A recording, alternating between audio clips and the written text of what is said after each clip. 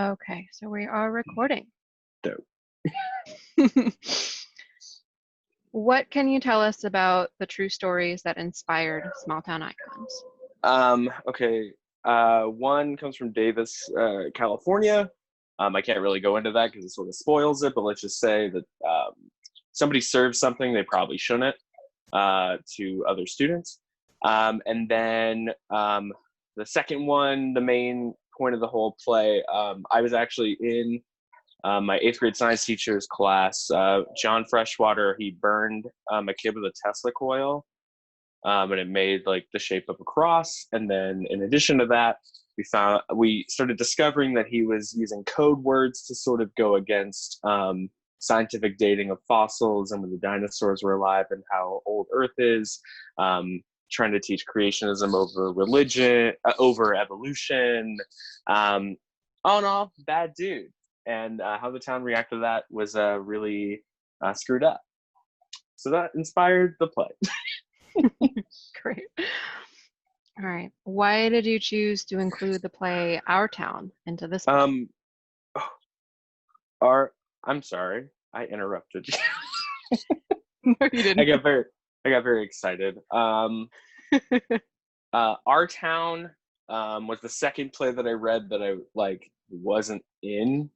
It was like my second play that I read for fun, and it set me up for a very disappointing life of trying to figure out what small town living is. It also focuses very romantically on this idea of missing out on all the beauty of life in small towns, the little problems that are actually wonderful. I think it works both ways, where in small towns we miss the good things about it when we leave.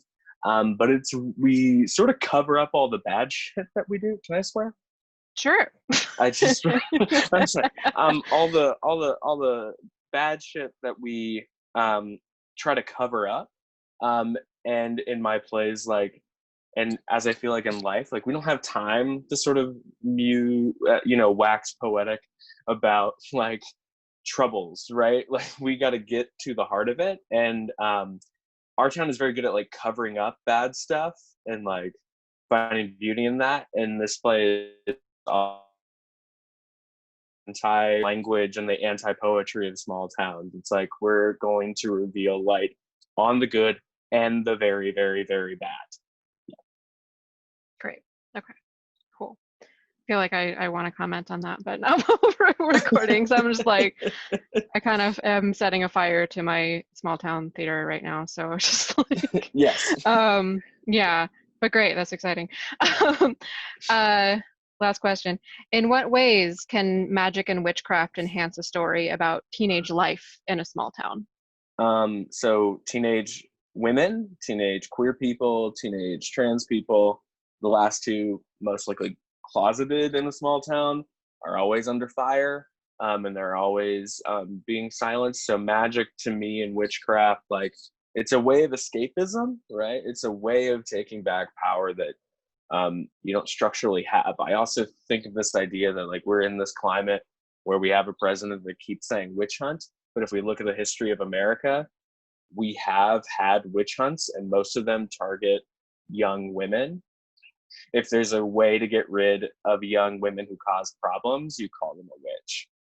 So what better than to make a teenage woman named Sabrina the teenage witch, and have her put on trial, and how can she react against that when an entire town is against her, even potentially her own close group of friends.